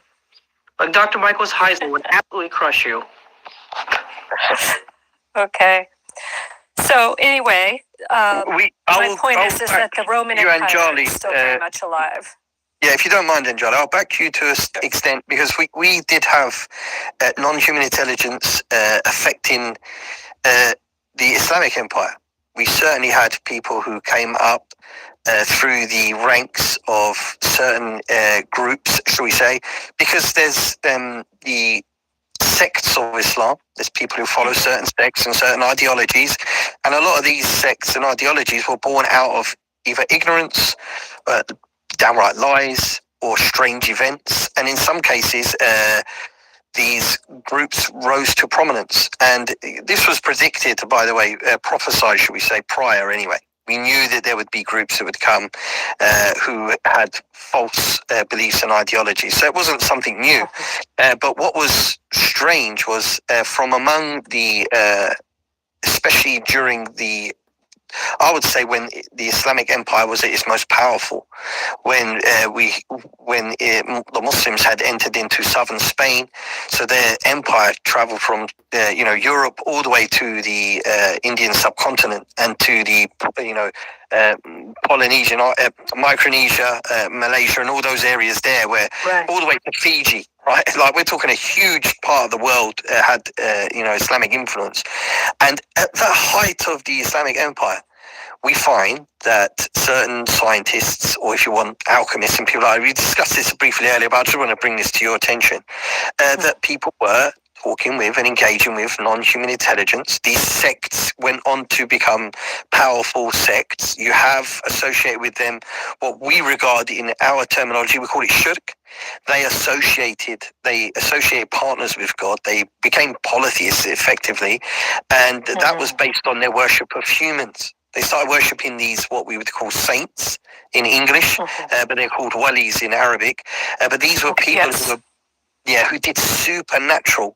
But the people believed it to be miracles, but these were supernatural feats. Like one example was this guy, he would be carried around in the sky. And, in the Middle Ages, like 12th century, 11th century, someone floating in the sky was unheard of, and it was miraculous in nature. In reality, he was seeking the help of non-human intelligence. So that's why we have these associated things. So I do agree with you, Anjali. And although my friend here, Enigma, is a Catholic, the idea of polytheism is, from our perspective, if you worship saints or you call out saints, this would be regarded as polytheism. Definitely in Britain, there is some evidence, particularly within archaeology, the creation and architecture, should we say, in UK building of certain cathedrals, there's definitely some strange, let's say, demonic looking figures that have been placed there. There's questions as to why that sort of thing is, but there's always been the hidden underbelly, or the hidden hand behind a lot of the religions. I wouldn't say in origins, because I would flatly disagree with that, but that enters into the religion through sects that arise. So any sect that comes in with these new ideas and they tend to disregard the laws of God, and they follow spiritual sometimes, or pagan rituals, and we have them in Islam. We have these groups who are pagan in nature. They have corrupt beliefs, we would regard them as, because they're not part of the original belief. There's something that came later on. I do agree with you to an extent, Anjali. Yeah, like the drinking of blood and the eating of the body. That absolutely predated. Huh? The Eucharist, I think they called it, which is the Christian. This is definitely. I think it's even condemned. It predated. It's a ritual, but it didn't necessarily predate. Okay, Jesus is adopting. No, it did. Ritual ideas that did come out of the Palestinian region and Egypt ultimately, but I don't think you understand the context here. Okay, first of all, I do. You just don't like that I have a different opinion. No, I just think you're ignorant. You don't study theology like YouTubers Religion for Breakfast, or I'm going to go because I'm going to go. They're Muslim too. I didn't come in here to be berated and to be called ignorant for not believing the Catholic Church. So, do you understand? I actually do understand quite much more, and you're talking over me, and Yeah, sorry, I didn't want it to be rude like that between each other. So, and Charlie, I do appreciate you coming in. I think you did speak quite respectfully. Enigma, bro, you were getting very angry. It would have been nicer to see you discuss it a bit more. What's the right word? mercifully. I don't know if you've got prior between the both of you, so you have to forgive me if you've had beef in the past and it's kind of coming to the front here. I don't know, so I didn't. But that's not the intention here for us to debate